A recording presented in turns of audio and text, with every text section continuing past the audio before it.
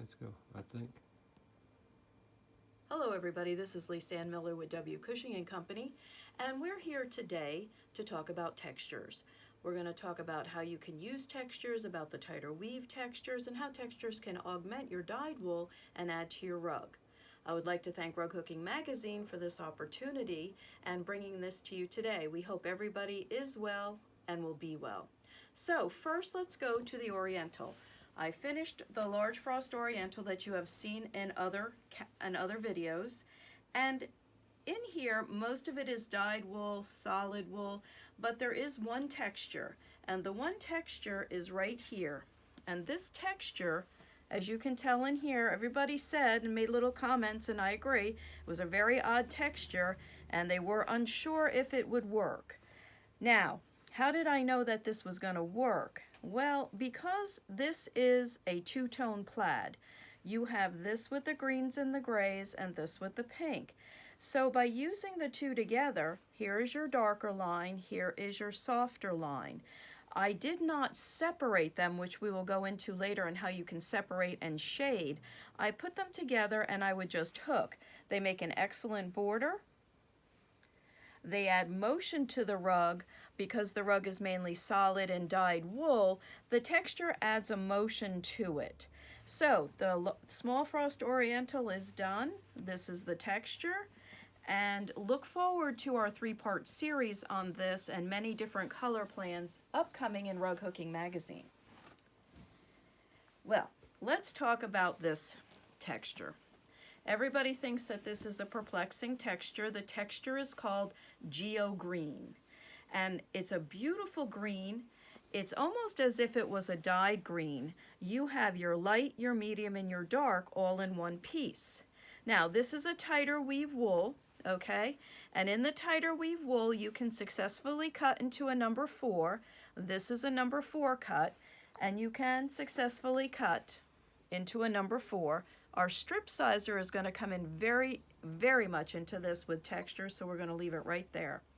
Now, with this, since this is a tighter weave wool, you can cut the wool down this way to get the 3 values and separate it.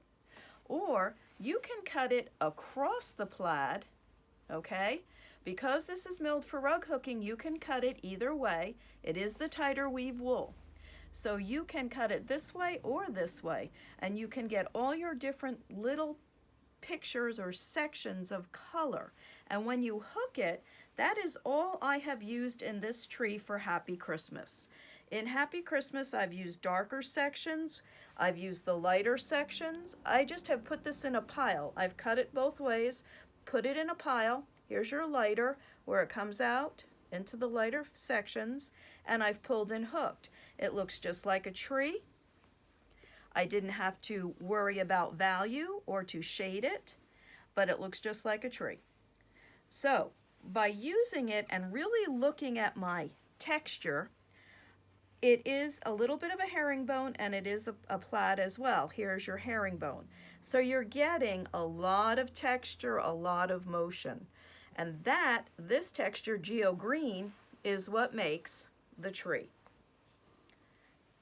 And for those that want to know, this is the next project I'll be working on, so follow us on Facebook and you can see the progress on it. Now we're going to talk about this rug and the textures here. I don't have the textures I used here. I hooked this many, many years ago. But I want to show you the background. The background has a paisley look. It has a rich look. There's a lot of different motion and section. These are 4 different plaid Woolridge skirts. I cut them up, I threw them in a basket, and I pulled and hooked. It gives you overall motion. This happens to be a size 8.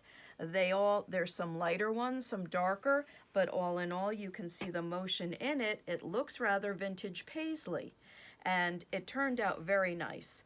It's a nice background. It used up as is wool, so you know the textures really worked, and a lot of fun with that.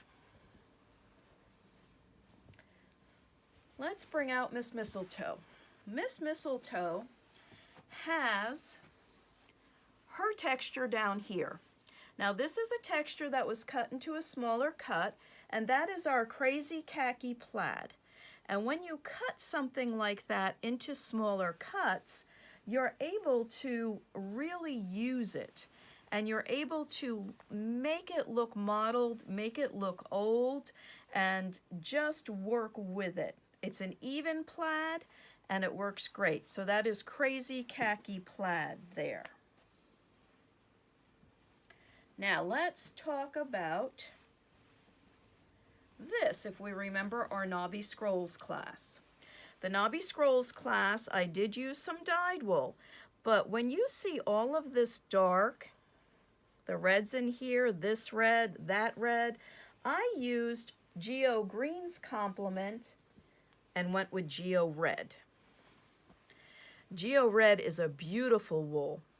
It goes with hand-dyed wools, which is in here perfectly. It goes with other textures. It makes wonderful poppies because, again, we have our light, medium, and dark.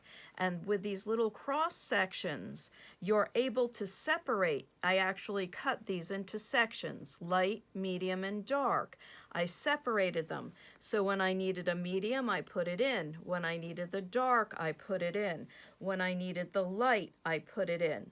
Now, I did augment this with some dyed wool, but basically the Knobby Scrolls are from the Geo Red.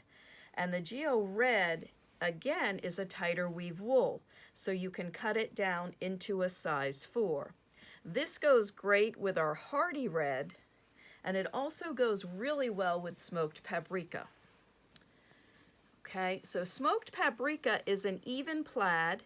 It's a small check plaid, and we'll show you what that means later on. This gives you a more overall look, and so if you want to know, what is this texture going to look like hooked? All you have to do is pleat it. And I pleat it, and I push it into a circle, and that is the look that this texture would get. This smoked paprika is very, very close and would mimic the background that I used in the horse, where I used the 8 or 6 different Woolridge skirts to mimic paisley. This would also mimic paisley. And this is smoked paprika. Now, this is a large rug. This is a Sakina. Sakina is a tone-on-tone rug. Okay, tone on tone, I really didn't vary too much. Most of it is texture. And the textures, the background texture is the most important one. And the background texture is rosy. Now, rosy looks very beige, not very pink, until you put it with its other colors, which we have tea berry right here. Then it becomes a lot pinker. So tea berry is also dark and light. Rosy is light and medium. So this is tea berry just cut and hooked, a little more even of a look. There's not too much jarring it. It's almost like you took Crazy Khaki Plaid and you over dyed it with wood rose.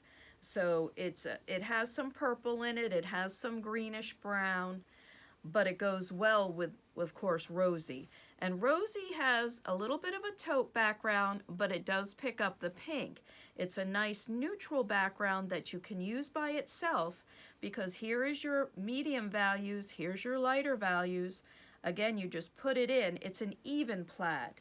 And an even textured plaid means you only cut it one way, and then you put it in and hook it, and as the lights and darks come up, that creates the motion. And you can see, here's the tea berry, and then here is the rosy in the background. So this is texture and texture. Makes a great background, a nice neutral background, and if you were to put it with even a red, just say smoked paprika, it really picks up. It goes with Geo Red as well. So this is really a great universal background where it looks like you've used many different wools, but you've only used the one. Now, the last rug I'm going to show you, and then we're going to go over some textures, is another large frost Oriental. And This one was hooked by Ann Lopresti, and she used a lot of texture in here. She used our Cloud 9, okay? And Cloud 9 is a very, very special texture. This is Cloud 9, and it really is like hooking with Cloud 9. Because you have your blue, your gray, and your white, if you need to make a sky, you separate it. Here's your blue sky, here's the gray around the cloud, here's the white around the cloud. Or you can hook it just as it comes, and this is Cloud 9 right in here. This is Cloud 9. And here's the real trick with Cloud 9. Here is the sky hooked. By separating out the white and the gray, that is put in here, and then this is Cloud 9. So Cloud 9 is another universal texture. It is a gray blue. It is not a purple blue, but it does work for snow. It does work for water, and it does work perfectly, as you can see, for sky or even in an Oriental. And then this Cloud 9 was paired with Tea Berry, because this is Tea Berry in here, and it works very, very well. There's a lot of texture in this rug. This Oriental was mainly hooked with textures with only 1 or 2 dyed pieces in it. This is Chocolat, again, just cut and hooked. This is Tea Berry, as we said, and then this is called Skinny Mini. So here is a beautiful Oriental, mainly hooked with textures and a few dyed pieces. So let's talk about the textures that are here. We've talked about Rosie being a great background. We've talked about Geo Red and how great smoked paprika is. Tea Berry. Okay, so let's talk about what textures fool us. Herringbones. This is a typical herringbone, and everybody thinks it's going to hook black. However, when you do the fold process or you're going to cut it, you can see the light pops up. And this is where people, unless you're hooking a rooster, a chicken, a zebra, or you want a black and white border, it always fools everybody because they forget that in here, in the herringbone, is a light line. And the light line really pops up because this is so dark. So a lot of times the herringbones don't work, and when they don't work, this is the reason why. But let me show you some herringbones that will work. Herringbone add flecks of color, and if they don't have the white, this is Fields of Gold. Fields of Gold does not have the white. It has flecks of color. It's gold on gold, a lighter gold and a darker gold. It's got a little bit of pink, a little bit of green. Depends upon what you put by it, and it will change its color. So when you go to see what this is going to look like, here we are. There isn't the dramatic change. It's an overall look. It looks really, really nice. It's a soft gold, and it will change a little bit based on the flecks by what you put with it. So this is a workable herringbone. This does not surprise us. Another workable herringbone is Fruit of the Loom. Now, this is a double bang for your buck when you're doing textured wool. You have stripes and a herringbone, so you're getting double texture. So with the stripes, this is very subtle. This makes a very subtle background. You can cut with the stripes, or if you want to pull out the purple to highlight a motif, you can. Or you can cut it across the stripes. You get the herringbone texture, and then you also get little flecks of color. So this is a double use texture. And if you really wanted the stripes to come out, but you didn't know what size you needed to hook it in, you take your strip sizer, and you have here an 8, an 8.5. So if I go like this, and I see that the width of that is the width of a herringbone, I might go to an 8.5 and let a little more of the texture come out. If I go down to a 4, which is right here, I don't get much of the herringbone, I'm just going to get flecks of color and an overall look. Your strip sizer, by looking at the width, I'm looking across here, I'm not looking here, I'm looking at the width, and I want to see how much of the texture I want it to show. That also works with smoked paprika. I want this to really pop. I want it to show all the different colors that are in here. So if I go with an 8, I'm okay. If I go with an 8.5, I get that much more of the texture. So it depends on A, what you're hooking and the space you have to fill, but also how much of this texture do you want. You can go down to a 7. Now when you go to a 6, you're getting some texture, but not as much as even that you do at a 7. So this allows you to judge how much of this texture you want to show. Now, we're going to go to another stripe. This is not a herringbone. This is called denim. This has blue, black, cream. So the first thing you're going to do, because it does have the cream, is you want to see if this is going to act like a herringbone. Yeah, the white does pop, but it doesn't really jar the blue because of the black lines. So you can cut it this way, or you can cut it this way. If you cut the wool this way, you're going to get white lines periodically. So if you're doing a sky and you want a few clouds, or you're doing a sea and you want a few white waves, then you can pull this line out. You can hook that in the wave form or a cloud form. It blends with your wool and you get two different bangs for your buck, so to speak, out of one piece, out of denim. I'm going to talk about after hours. After hours is two-tone. It is an even plaid, and it is two-tone. It's actually three-tone: dark, medium, light. So when you have dark, medium, light, you have an even plaid. You're just going to cut this and hook. Makes an awesome background. Midnight sky, stormy sea. If you really wanted, if you're a real blue fan, this just makes a background for anything by itself. And that's how it will hook. Great, because you've got the 3 values, you only need 1 piece of wool, and it's an even plaid, so you'll just do that. You'll just cut it, hook it, put it in a basket, hook it. Now suppose you're doing an architectural piece and you have screens on your house. If you have screens on your house, if you cut this out right here, this will mimic the screens on your house. Or you have a wrought iron fence and you need the dark and the light of a fence. This will mimic also a fence. So there's many, many uses for this, more than just a background. As opposed to midnight blue. We have after hours, we have midnight blue. Midnight blue is a little more subtle. Midnight blue again is an even plaid. There's not as much variation. So this hooks more like a solid.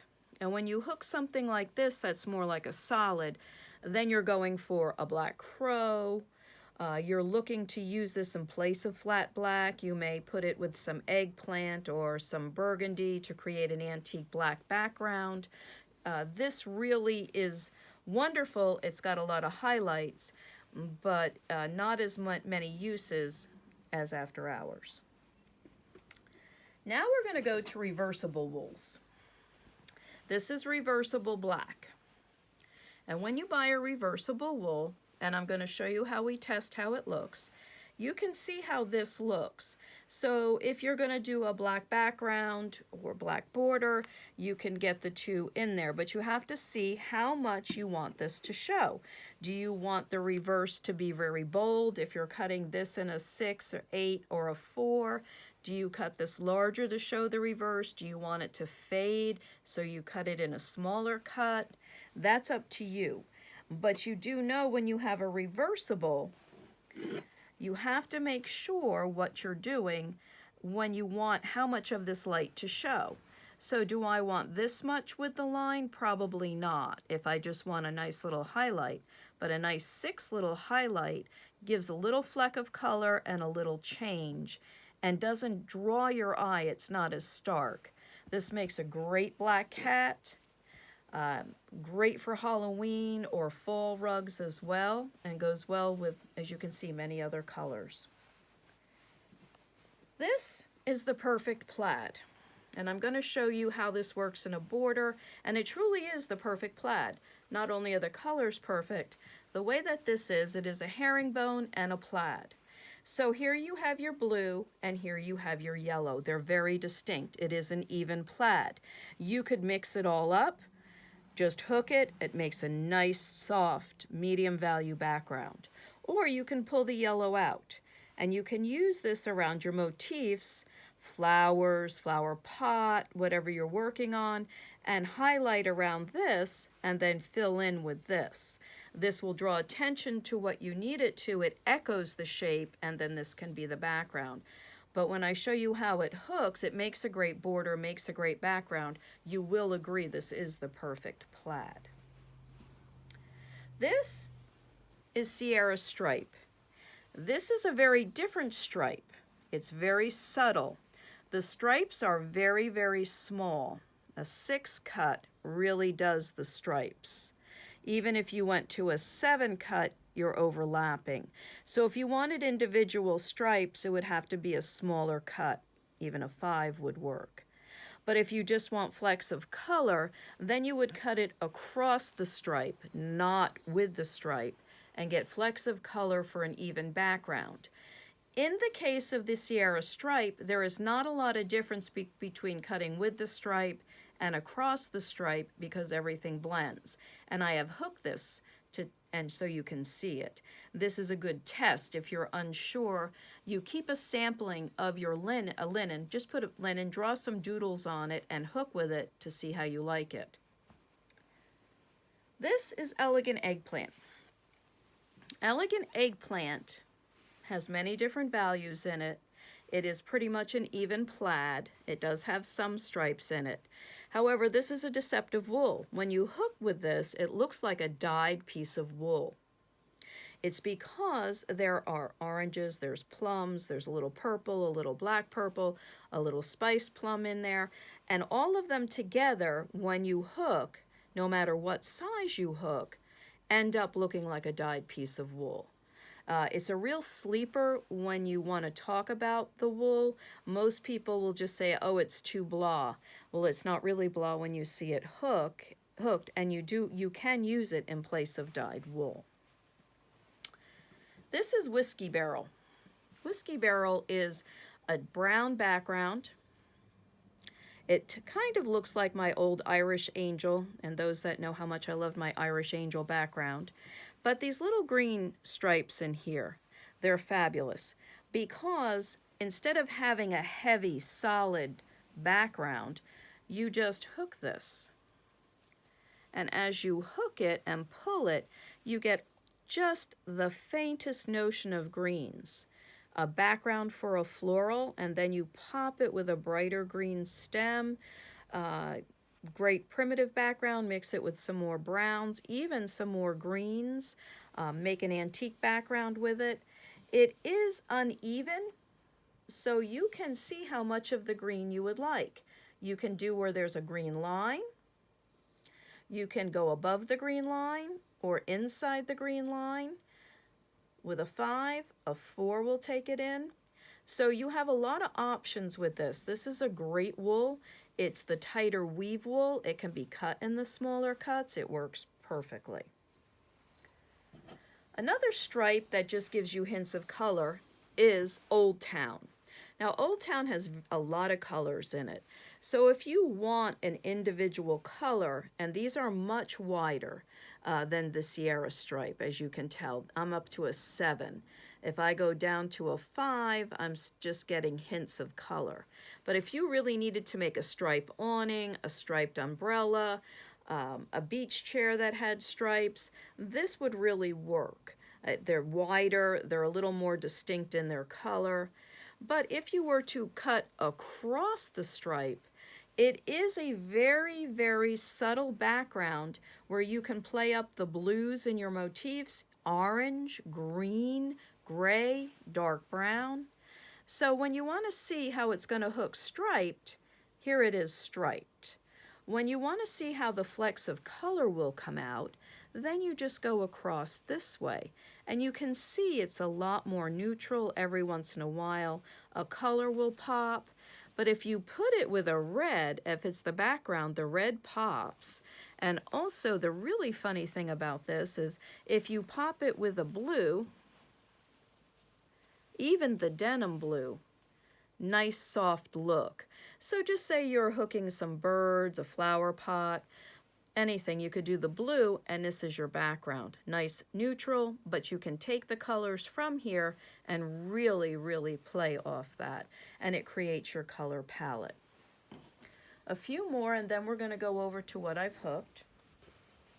This is Lights and Shadows. Lights and Shadows is a wonderful wool. It works for a lot of different things, sheep, Santa beards, everything. But you do have your gray, if you had to do a gray screen, you have the cream. This is a great overall. I use this a lot for men's hair, for gray hair, for faces that are primitive. This is a great, great wool for that, okay? I have another great wool that hooks as a background, and that is Mysterious Green. I call it Mysterious Green because it's mysterious with all these colors. A little bit of purple, a little bit of greens, and then you have this blue, almost purple line in it that pops up every now and again. It hooks very solid, but if you hook it next to Elegant Eggplant, which I have done over there, it makes a beautiful, beautiful piece. Very rich. We're going to talk about magic window wool. Everybody wants gray windows. They want their windows to look translucent. Let's pretend the red line's not here. We can avoid the red line.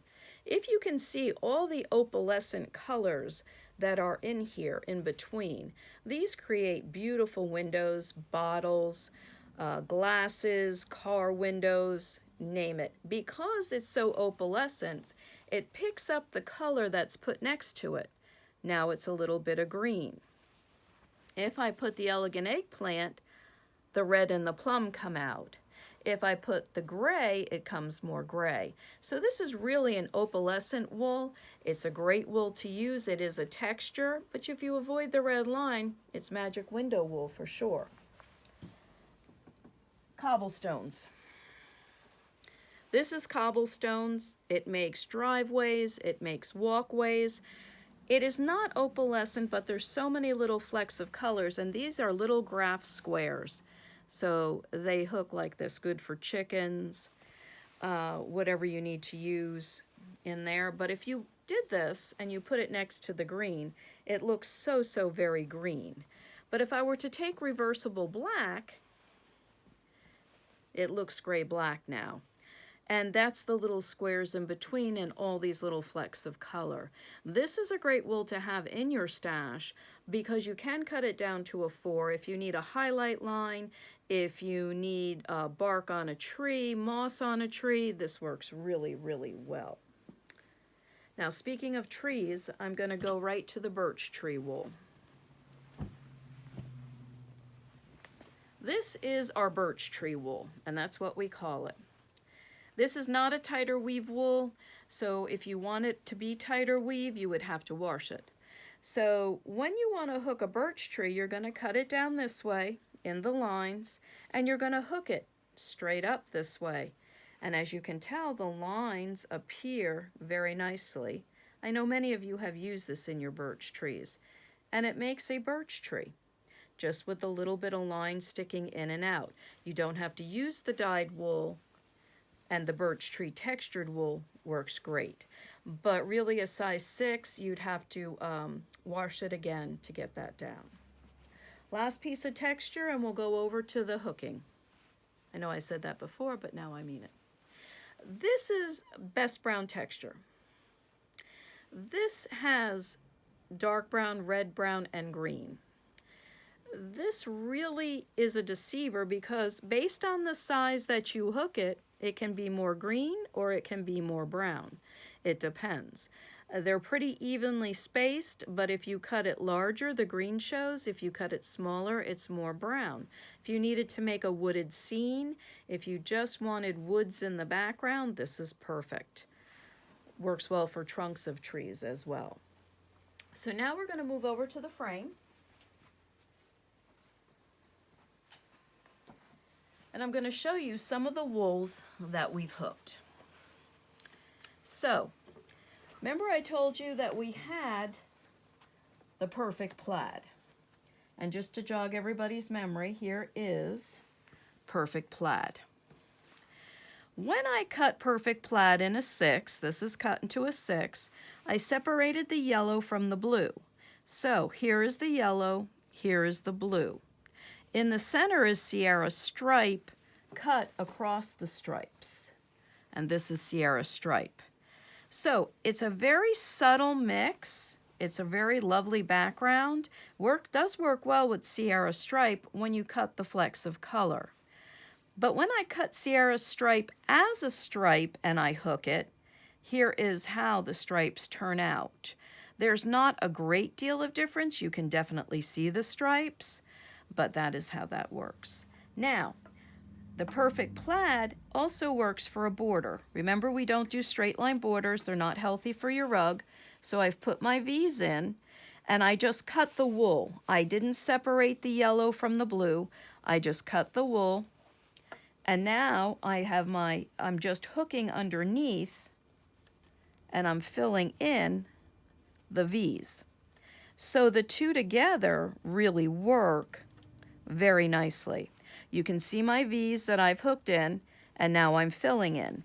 And by doing it that way, you can separate and put the yellow in separate. It's a little more distinct, but by blending them together, it's an overall border. You can see the motion, but it doesn't hit you in the face. It's a very, very subtle look. So all of these would be filled in, and then they would look like this. Here is Cloud 9. Now, Cloud 9, as I told you, is a great universal wool. It is cut in a 6, and it's just hooked. I didn't separate the white. So it was just hooked with the gray, with the white, and to get an overall look. Hearty Red, which is a red stripe. We talked that Hearty Red was a great red to use, and it is a red stripe. It is a subtle, subtle, subtle red stripe. And I don't think we have any of it left here. Maybe a small piece, but no. It's a striped red. It's very tone on tone. So when you have a tone on tone stripe, this is a 6 cut. And you can see some of the stripes. I like to hook the stripes in circles to see how they play. Here is a 4 cut. There really isn't much difference between the two. So depending on which your preference is, you get the same look from a 4 as you do from a 6. Now this is again not going around and around, but striping Cloud 9 to see how it looks. Okay? The next one that we're going to talk about is Mysterious Green. And Mysterious Green, as I told you, is just a nice universal look. And that is Mysterious Green. Every once in a while, the purple comes up to play, and it's just really nice in there, and it goes very, very well with Elegant Eggplant. And this is the Elegant Eggplant, and as you can tell, when it's hooked, this happens to be a 6. When it is hooked, it looks like a dyed piece of wool. Mysterious Green doesn't look as much like a dyed piece of wool, but Elegant Eggplant definitely does. Now, in here, these lighter colors that you see is Pebbles. Okay, it is a texture. It looks just like Pebbles. And this is the 8 cut where you get lots of flecks of color. This is the 6 cut, not as much color. You get an overall lightness. Again, back to the 8 cut. So this is Pebbles. You think you're going to get a lot more variation, but you really don't. It is an overall look. That's why it's always good to test your textures. Reversible Black. When we get to Reversible Black, here's what I like. Okay, I've hooked the black, the one side of the black, down this way. I've hit the reverse on this side, and I went back to the black again. And then this is the reverse. This is how you can see how well the definition will work in the cut that you want to use. This happens to be a 6 cut. I would get more definition if I worked in an 8 cut. I'd get less definition and more modeling if I went down to a 4 cut. But the 6 cut, you can see it, and this way you can decide, do you want one, do you want the other, or do you want to let them both come up and mix both? So I hope that this was helpful. I hope that you learned a lot about textures, and I hope that you enjoyed it. Again, I want to thank Rug Hooking Magazine, and I hope you'll join us again next month. Thank you, and everyone be well and be safe.